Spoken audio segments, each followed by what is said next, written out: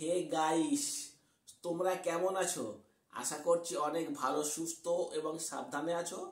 আমি সম্রাট, আমি একদম বিন্দাস আছি। এখন তোমাদের সামনে হাজির হয়েছি নতুন একটা ব্লগ নিয়ে। আর আমার চ্যানেল সম্রাট লাইফস্টাইলে তোমাদের স্বাগতম।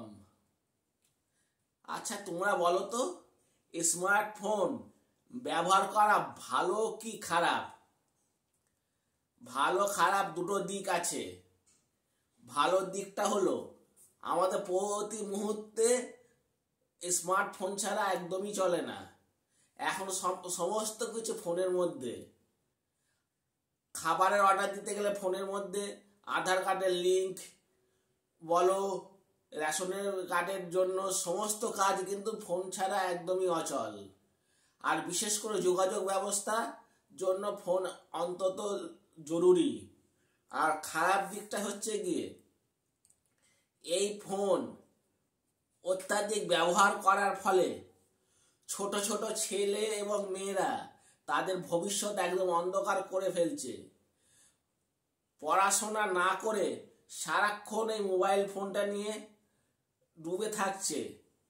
পড়াশোনা কম আর মোবাইল ঘাঁটছে বেশি, গেম খেলছে এবং অন্যান্য জিনিস দেখছে, যার ফলে তাদের শিশু বয়সটা একেবারে নষ্ট হয়ে যাচ্ছে। আগে আমরা ছোটবেলায় দেখতাম, তখন এই স্মার্টফোনের প্রচলন ছিল না, তখন মাঠে ছেলেপুলেরা খেলতো এবং তাদের শরীর স্বাস্থ্য ভালো থাকতো। এখন হচ্ছে কি, বর্তমানে তা সব সময় স্মার্টফোন নিয়ে তারা ডুবে থাকছে এবং তাদের অনেক অনেক অনেক সুন্দর জিনিস দেখছে, যার ফলে তাদের মাথা গরম হয়ে যাচ্ছে আর শরীর স্বাস্থ্য বিকশিত হতে পারছে না এবং খোলা আবহাওয়ার মধ্যে তারা যেতে পারছে না। আর এর মধ্যে কিছু কিছু গেম আছে, সারাক্ষণ সেই গেম খেলছে। মা বাবা ডাকলেও পড়াশোনার কথা, খাওয়ার কথা একদমই তারা ভুলে যায়। আমি আমার নিজের ভাইয়ের কথা বলছি। ও মাধ্যমিক দেবে কিন্তু পড়াশোনা করে কম। 1 ঘন্টা কি 8 ঘন্টা পড়াশোনা করতে বসলো, তার থেকে মোবাইল ঘাঁটে বেশি। সব সময় মোবাইল ঘাঁটবে।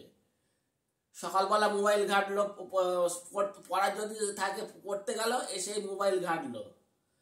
ঘাঁটার পরে আবার দুপুরবেলা খেতে বসলো, খেতে বসে তারপরে আবার যখন দুপুরবেলা ঘুমোতে যাবে তখনও মোবাইল ঘাঁটলো।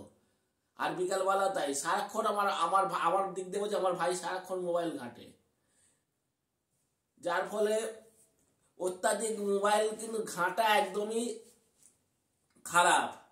কিন্তু মোবাইলের ফলে, অতিরিক্ত মোবাইল যদি আমরা ব্যবহার করি, তাহলে আমাদের মস্তিষ্কে অনেক রোগ হতে পারে। আর সারাক্ষণ যদি কেউ হেডফোন কানে নিয়ে মোবাইল দেখতে থাকে অনবরত, সে পরবর্তীকালে কানে একদমই শুনতে পারবে না। তাই আমাদের উচিত, আমাদের যেইটুকুনি মোবাইল দেখা সেইটুকুনি দেখবো, তা অতিরিক্ত বেশি দেখবো না, তাহলে আমাদের অনেক অনেক ক্ষতি করবে। আমি যদি ভুল বলে থাকি তাহলে আমি তোমাদের কাছে ক্ষমা প্রার্থী। তাই তোমাদের যারা ছোট ছোট ছেলে মেয়েরা, টিনেজার ছেলে মেয়ে, তাদের উদ্দেশ্য বলছি, তোমরা মোবাইল ব্যবহার করো সমস্ত কিছু বজায় রেখে। পড়াশোনার টাইমে পড়াশোনা করো, খেলাধুলার টাইমে খেলাধুলা করো। আর যদি সময় পাও তখন মোবাইলটা দেখবে, কেন দেখবে না?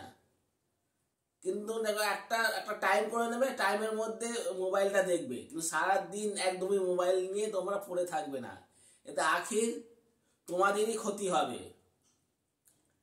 আর আমি বেশি বক বক করে ফেললাম, আর ব্লগটা বেশি বড় করব না, এখানেই শেষ করব।